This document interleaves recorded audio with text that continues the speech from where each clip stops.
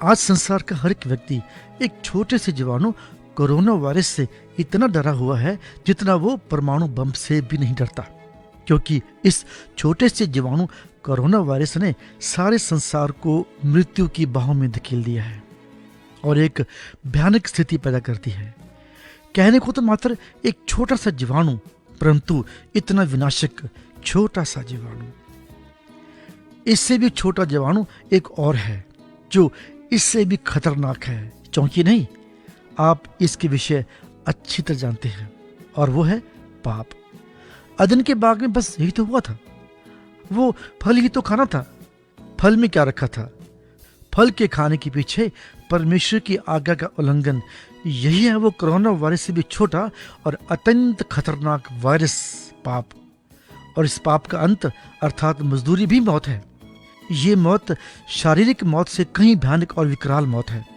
Corona का उपचार नहीं है जो सिर्फ शारीरिक मौत ही देता है, परंतु इससे भी अधिक खतरनाक मृत्यु का कारक है पाप। इसका उपचार तो बिल्कुल है, और वो उपचार है प्रभु यीशु मसीह का सनातन बलिदान, जिसके द्वारा पाप का नाश हुआ। याद रहे, पापी का नहीं। इस पाप की मृत्यु का दृश्य इस तरह है, जहां उनका कीड़ा मरता नहीं और आग बुझती नहीं। फिर मैंने एक बड़ा श्वेत सिंहासन और उसको जो उस पर बैठा हुआ था देखा, जिसके सामने से पृथ्वी आकाश भाग गई और उनके लिए जगह न मिली। फिर मैंने छोटे बड़े सब मरे हुओं को सिंहासन के सामने खड़े हुए देखा, और पुस्तकें खोली गईं।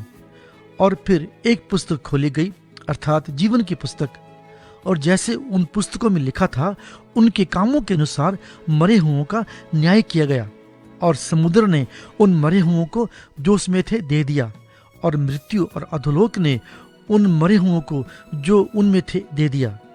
उनमें से हर एक के कामों के अनुसार उनका न्याय किया गया, और मृत्यु और अधोलोक भी आग की झील में डाल दिए गए।